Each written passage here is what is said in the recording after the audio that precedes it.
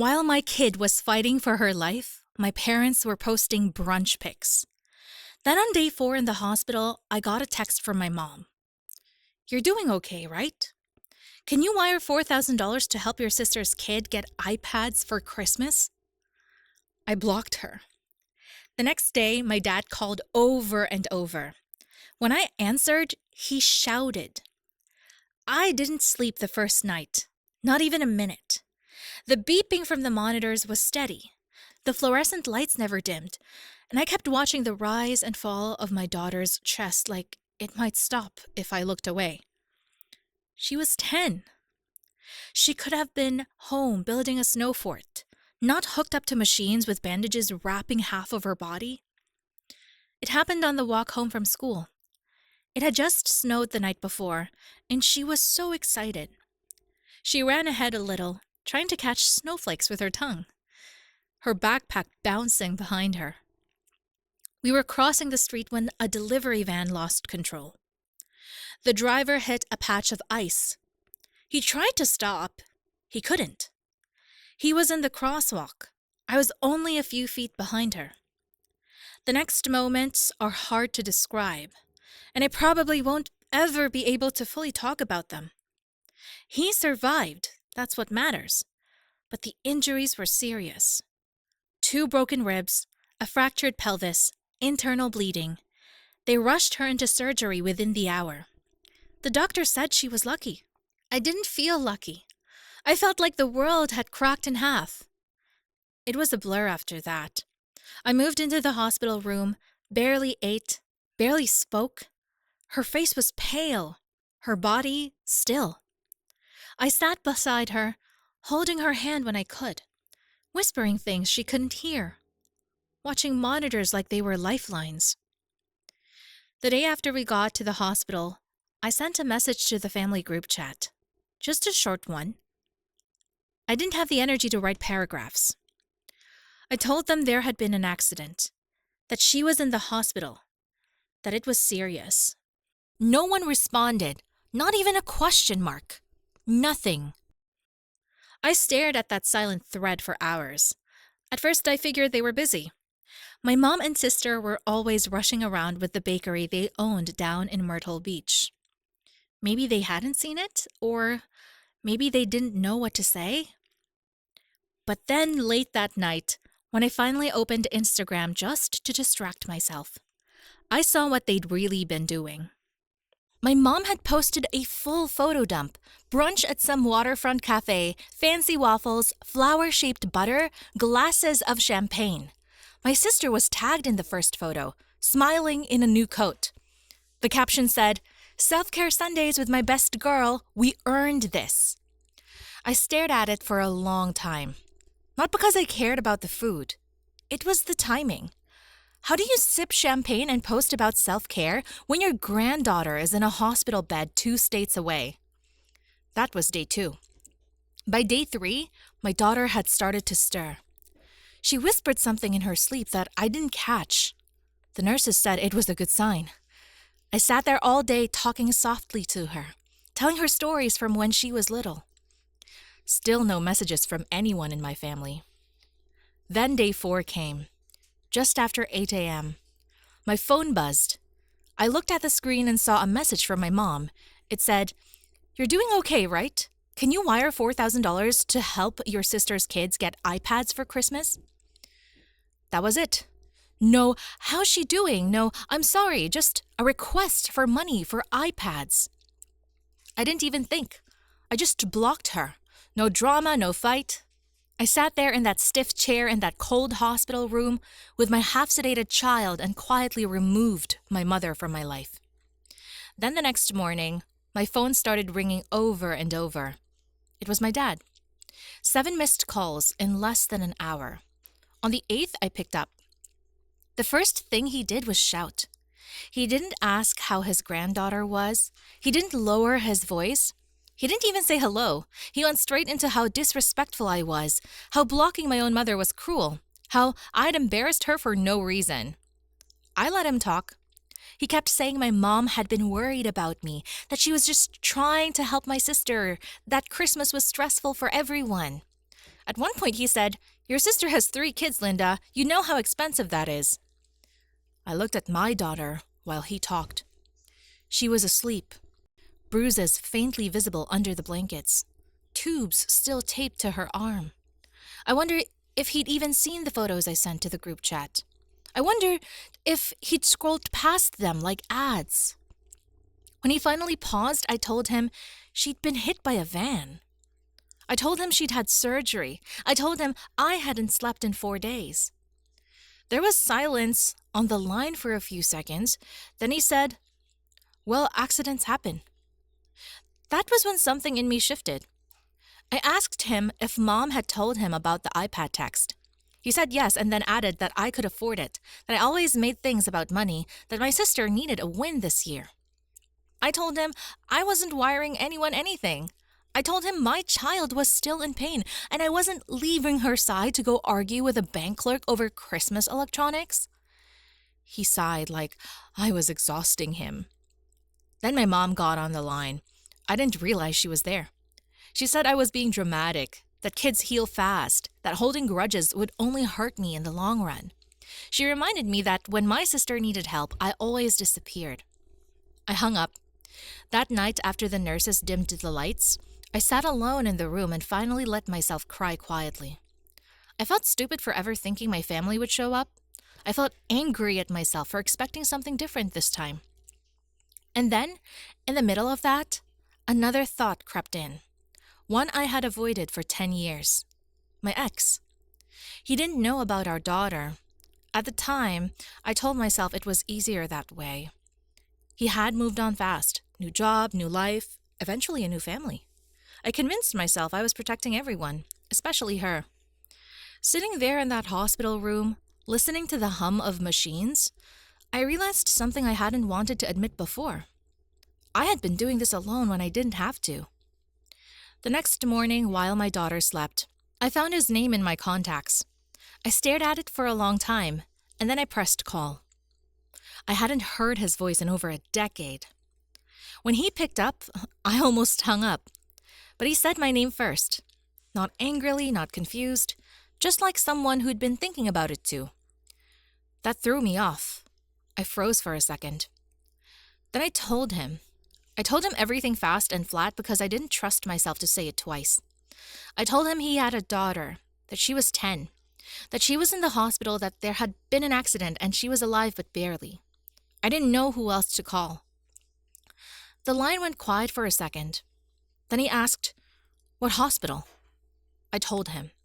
He said, "I'm coming, don't hang up, text me the room number."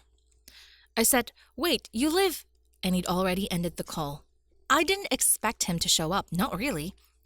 I sat there hating myself for reaching out, for dragging him into it, for hoping.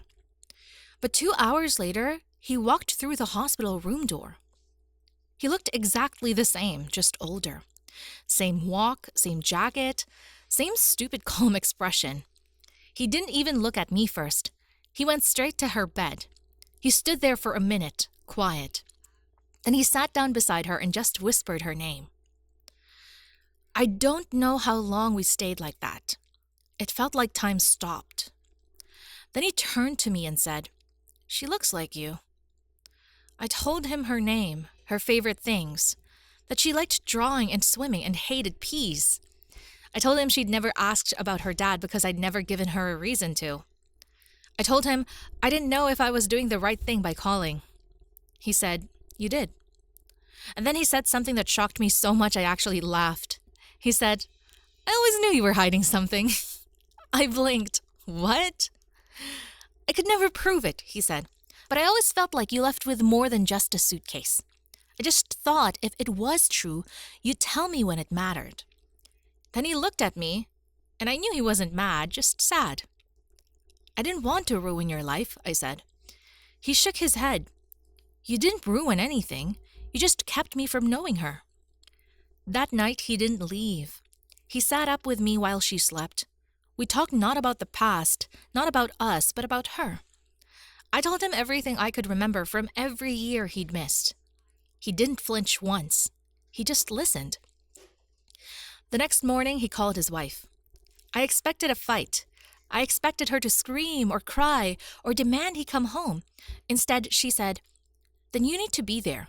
We'll figure the rest out later." That shocked me even more than the fact that he showed up. He stayed 3 nights in the hospital. On the fourth, my mom tried calling again from a different number. I declined. Then I got a message from my sister. "If you think this little stunt gets you out of Christmas, think again. You owe Mom an apology." Before I could even respond, he took my phone, texted back one sentence, and blocked her. He handed it back and said, "You don't owe them anything." Then he smiled and said, "But you do owe me a picture of her first birthday. I'm not leaving without it." And for the first time in weeks, I laughed. We got to go home 5 days before Christmas. She still needed help walking, still woke up in the middle of the night crying from pain or half-remembered flashes of the accident. Her body was healing, but everything else, the fear, the panic, the way she clung to my hand like I might disappear, that would take longer. Ben carried her up the stairs. I unlocked the door, and for a second everything felt wrong. Like the house hadn't been waiting for us. Like life had kept going without us in it. I walked through each room like a stranger. Then I saw the stuffed bear on her bed. The laundry had never finished. The crayon marks on the wall she was supposed to clean. And I remembered this was still home. That week was quiet in a way that didn't feel real. Ben stayed just like he said he would. He made breakfast every morning. Actual breakfast, like scrambled eggs and toast, not just granola bars. He helped her with her meds, even found a way to make her laugh while doing it. He acted like he'd always been there. She called him Ben like it was normal, and he never pushed for more. We hadn't told her yet. I thought it would confuse her or overwhelm her, and I was terrified it might backfire. But I honestly think she knew. Maybe not the full truth, but something. Kids are better at reading people than adults are. She lit up when he walked in the room, trusted him without hesitation. One night after she fell asleep, I found him sitting on the couch looking at the photo of her on the fridge, the one from her 3rd birthday, frosting all over her face. He didn't say anything, just stared at it for a while. Then he asked if I still had the video from that day. I did. We watched it on my phone, both of us quiet. I don't know what hit harder, seeing her tiny voice sing happy birthday in that squeaky little way, or the realization that he'd missed so many of those moments. Not because he didn't want to be there, but because I never let him. The next day, the messages started. "My mom first. Heard you're back. Hopefully you've calmed down." Then a longer one. "Christmas Eve is at our place. Your sister is making her famous stuffing. Bring the kid. Let's not make this into a thing." I showed Ben. He didn't say much, just scrolled through the text slowly. Then he looked at me and said, "You don't owe them this." I nodded, but I could feel that old pull, the guilt, the second-guessing. They always made it seem like I was the problem, like my reactions were the real offense, not what they'd actually done. But this time I didn't cave. I wrote back, "We're not coming, please don't text again. You weren't there when she almost died. You don't get to pretend now." They didn't take it well. My mom called 3 times, I didn't answer. Then my sister texted, "Wow, you've made everything about you again. If Mom cries at dinner, it's on you." I laughed, actually laughed, because it was such a ridiculous thing to say, like I hadn't been the one crying alone in a hospital chair while they posted brunch photos. Ben said, "Want me to respond?" I told him, "No, it isn't worth it anymore." I turned off my phone and got back to wrapping presents. Most of them were small books, puzzles, socks, one tiny art kit I'd found on sale. She didn't care. Just seeing the tree lit up made her smile. Then on December 23rd, just after sunset, the doorbell rang. I assumed it was a delivery. I opened the door without checking. It was Ben's wife. She stood on the porch in a long coat, holding a tray of cookies in one hand and a Target bag in the other, packed full of gifts. She smiled and said, "Hi, so he told me everything." I froze. She kept going. "I'm not mad. I mean, I was for about 2 hours, but then I saw the photos. I saw her and I figured, if you're not going to your family for Christmas, maybe you could come to ours." She held out the cookies. "Besides," she added, My kids already made a spot for her at the table. I stood there in the doorway, not saying anything. My brain was still catching up. Ben's wife just smiled, patient, like she knew it would take me a minute, like she understood something I didn't even understand yet. Behind me, I heard little footsteps. My daughter peeked around the corner holding the stuffed bear she hadn't let go of since the hospital. She looked at the woman on the porch, then up at me. "Is that the cookie lady?" Ben's wife laughed. "I guess I am now." We didn't go that night. I still wasn't ready. But she didn't leave empty-handed. She gave my daughter a gingerbread man and promised to come back tomorrow. But only if you save me one piece of the art kit magic I keep hearing about. Christmas Eve came fast. Ben asked again, gently, if we wanted to go. I said maybe. He didn't push, just packed the car like we were going anyway. And I surprised myself by saying yes. We drove through a quiet neighborhood filled with twinkling lights and those inflatable yard decorations kids always point at. My daughter leaned her head against the window the whole ride, watching every blinking snowflake. Ben's house, their house, was nothing like mine. Bigger, newer, decorated like a Pinterest post. But the moment the door opened, it didn't feel cold. His wife met us at the door again, wearing an apron with flowers on it. Her two boys ran past her, yelling something about a game. She smiled like it wasn't chaos. Inside, it smelled like cinnamon and roast chicken.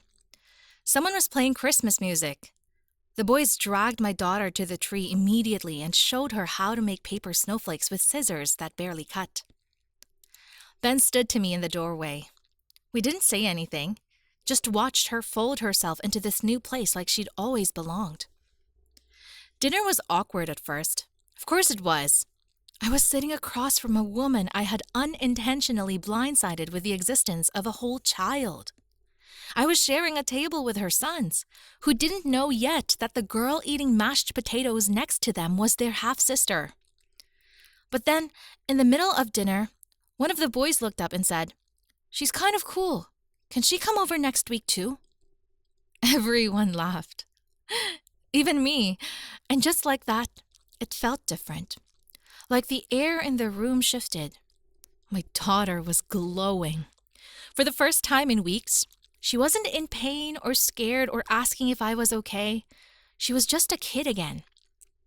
After dinner, while the kids played with their new puzzles and the grown-ups sat with coffee, Ben pulled out his phone and showed his wife a video from the hospital. Just a short one. Our daughter drawing with trembling hands, smiling like nothing had ever gone wrong. His wife watched it all the way through. Then she looked at me and said, "You know, we never thought we'd have a daughter, but I think maybe we do now." I didn't cry, not then. I waited until later, when the kids were asleep on the couch and Ben offered to drive us home. I looked at them, all three tangled under a blanket, and said, "No rush." So we stayed a little longer. We ended up staying the night. It wasn't planned. I hadn't brought pajamas or a toothbrush.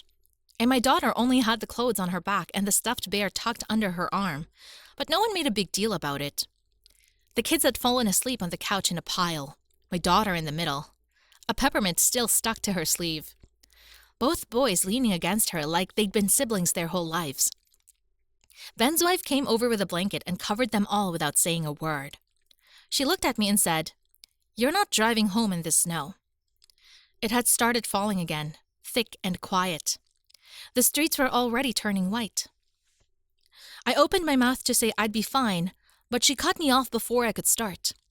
I made up the guest room. You're staying, no arguing.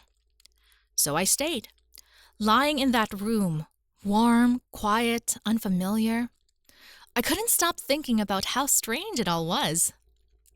This wasn't supposed to be our Christmas. A month ago, I was bracing for another lonely holiday with a half-decorated tree, discount presents, and silence from my own family. And now I was falling asleep in the house of a woman I barely know, next to the man I used to love, listening to the sound of our daughter snoring softly in the next room.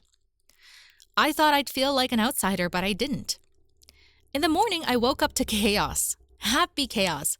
Paper ripping, kids yelling, someone shouting, "He's got the dinosaur!" And then the sound of little feet racing down the hall. I walked out and found the three of them sitting around the tree, half dressed, already knee deep in wrapping paper. My daughter was holding a drawing kit, one of the good ones, and showing it off like it was treasure. Ben's wife handed me coffee. Real coffee. Hot. Not burnt hospital sludge. "Welcome to Christmas," she said. We watched them open gifts.